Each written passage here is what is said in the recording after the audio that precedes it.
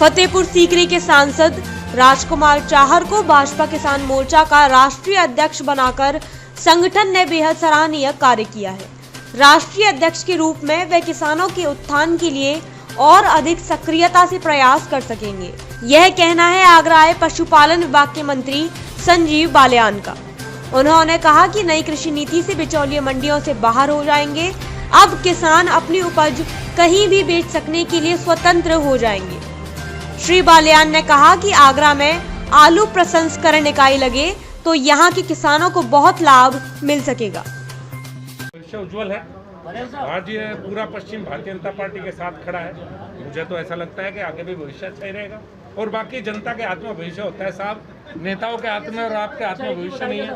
2022 का लक्ष्य है किसानों की दुगनी आएगा जी। वर्तमान में क्या स्थिति है?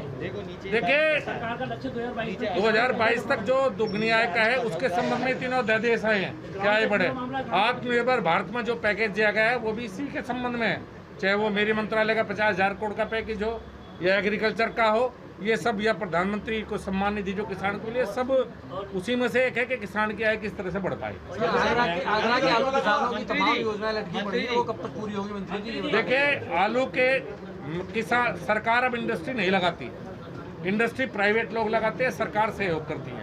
अगर आप इन तीनों बिलों को देखेंगे तो उसी की तरफ एक कदम है कि अगर आलू यहाँ पैदा होता है, आलू से जुड़ी इंडस्ट्री आगरा में आ पाए, उसी की तरफ सरकार का भैया आप अपनी बात मत करना। संजीव बालियान जी आगरा आए हैं, क्या कहना चाहेंगे? कृषि बिल आया है। सबसे पहले तो एक बात कहना चाहूँगा, पार्टी नेतृत्व का धन्यवाद।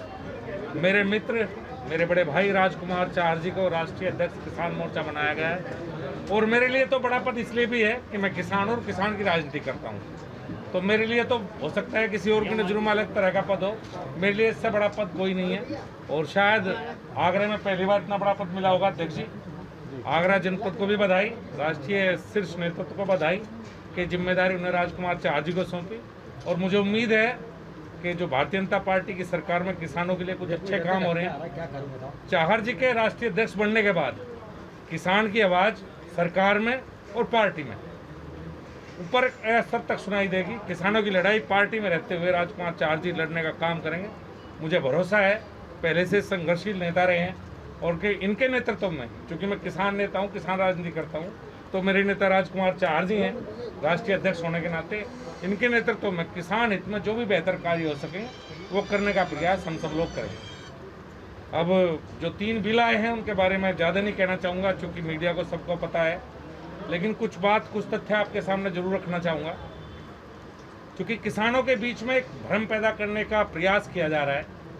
आज तक कोई भी नेता, जब भी जितने भी देश में किसान नेता हैं, सबसे बातचीत मेरी, जब मैं कृषि राज्य मंत्री रहा, जब भी अभी पशुपालन में हूँ, किसानों से जुड़ा हुआ महकमा है, बात होती रही, लेकिन कोई भी नेता आज तक ये नहीं बता पाया कि किसानों के विपरीत इस बिल में है क्या। इन तीनों बिलों में ये सारे के सारे बिल किसान हितैषी तो हैं, हो सकता है बिचौलियों को कोई दिक्कत रही हो।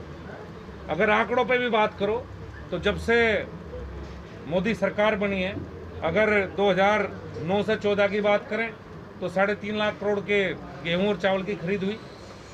मोदी 2014 से 19 में वही खरीद बढ़कर करीब 6,60,000 करोड़ रुपए की हुई, करीब कह सकते हैं दुगनी। कृषि मंत्रालय का बजट जो 12,000 करोड़ था 2010 में, और आज 2020 की अगर बात करेंगे तो 1,34,000 करोड़ है। कहाँ 10,000 करोड़, कहाँ 1,34,000 करोड़। और आपकी बेल्ट तो पूरी आलू की बेल्ट है। मुझे शायद कोई नहीं बता पाएगा कि मंडी से हटाने के बाद किसान को तो फायदा ही फायदा है। अगर ज़्यादा खरीदार होंगे तो किसान को फायदा।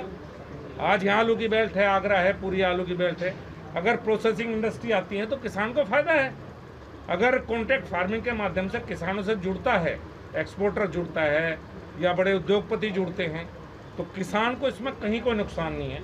किसान को फायदा है। किसान को उसकी एश्योर्ड रिटर्न, जैसे आलू की इसमें एश्योर्ड रिटर्न नहीं होता, 22 फसलें MSP हैं, वहाँ तो तय है। तो अगर किसान जुड़ेगा तो किसान को फायदा है। और अगर किसान जब चाहे एग्रीमेंट से हट सकता है, लेकिन उद्योगपति नहीं हट सकता। बिचौलियों को निकालने का काम अगर सरकार कर रही है तो किसान हित में है। इसमें किसान का कहीं हित मुझे नहीं दिखाई देता। देश में अगर देखो तो करीब 7,000 मंडियाँ हैं। 7,000 मंडी का अगर सारा रेवेन्यू अगर आप मिलाएंगे तो 8600 करोड़ रुपए, जिसमें से करीब 8,000 करोड़ रुपए तो सरकार ही देती है, 600-700 करोड़ रुपए बाहर से इकट्ठा होते हैं, और उन 600-700 करोड़ के लिए इतना बड़ा एक भ्रम फैलाया जा रहा है। उनमें से 8,000 करोड़ तो FCI के माध्यम से केंद्र सरकार देती है मंडियों को। अगर मंडी से बाहर कहीं ना कहीं व्यापार होगा या नए लोग आएंगे, एक रेस्ट्रिक्शन किसी भी व्यापार में हो तो बेहतर नहीं। अगर ज़्यादा व्यापारी आएंगे तो किसान को निश्चित रूप से, मेरी नज़र में किसान को फ़ायदा ही फ़ायदा है। अब पंजाब और हरियाणा की बात करते हैं तो 8.5% मंडी शुल्क है पंजाब में, 6.5% है हरियाणा में। क्या किसान के उत्पाद पर 8.5% शुल्क होना चाहिए या 6.5% शुल्क होना चाहिए?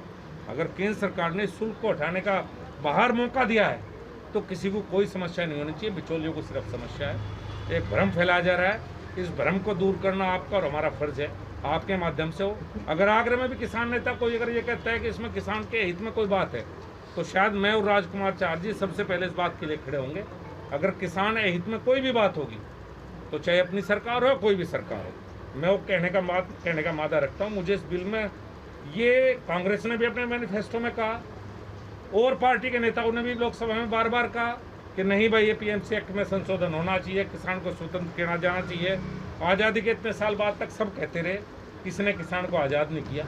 आज किसान आज़ाद हुआ है, शुरुआत हुई है, 1 लाख करोड़ का इंफ्रास्ट्रक्चर फंड दिया है। अगर ये परिवर्तन ना करते तो फंड कहाँ लगेगा, कहाँ इंफ्रास्ट्रक्चर डेवलप होगा, कहाँ प्रोसेसिंग इंडस्ट्री आएंगी, कहाँ बड़े बड़े सिस्टम डेवलप होंगे कृषि के इंफ्रास्ट्रक्चर के लिए। तो मेरी नज़रों में ये किसान हित में है बिल, और इसका किसी को विरोध नहीं करना चाहिए। किसान तक ये बात जानी चाहिए कि किसान के हित के लिए सरकार ने निर्णय लिया है। MSP जारी रहेगी, कोई MSP खत्म नहीं कर सकता। फूड सिक्योरिटी के नाम पे गेहूं और उसकी खरीद होती है, बल्कि इस सरकार ने तो दलहन और तिलहन की खरीद, जो कभी पहले नहीं हुई, तो मोदी की सरकार में शुरू हुई है। पहले क्यों नहीं शुरू की?